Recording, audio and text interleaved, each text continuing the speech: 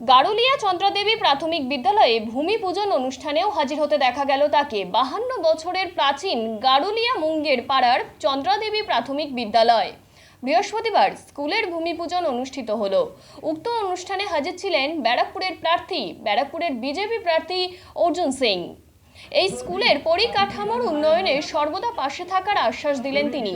পিছিয়ে পড়া পড়ুয়াদের কারিগরি প্রশিক্ষণের ক্ষেত্রে কেন্দ্রীয় সরকারের তরফে আর্থিক সহযোগিতার ব্যবস্থা করে দেওয়ার কথাও বলেন বিজেপি প্রার্থী। উক্ত অনুষ্ঠানে হাজির ছিলেন ব্যারাকপুর জেলার সম্পাদক কুন্দন সিং, গাড়ুলিয়া এক মন্ডল সভাপতি সুদীপ ব্যানার্জিও। এখানকার যারা টিচার, শিক্ষক, যারা সামাজিক ব্যক্তিরা আছেন স্কুল চালান, আর আমি চেষ্টা করেছিলাম গভর্নমেন্ট পক্ষ থেকে কিছু করানো, পারিনি।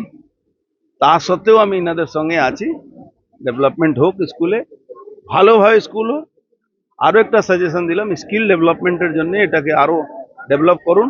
আমি সেন্ট্রাল গভর্নমেন্টের ব্যবস্থা করিয়ে দেব যাতে স্কিল ডেভেলপমেন্টের জন্য স্কুলটা আরও কাজ করতে পারে। সবটাই এনারা ডিপেন্ড করবে, এনারা যা করবেন। আমি এই স্কুলের সঙ্গে আছি এইটু বলে আজকে ভূমি পূজনটা মধ্যে ছিলাম।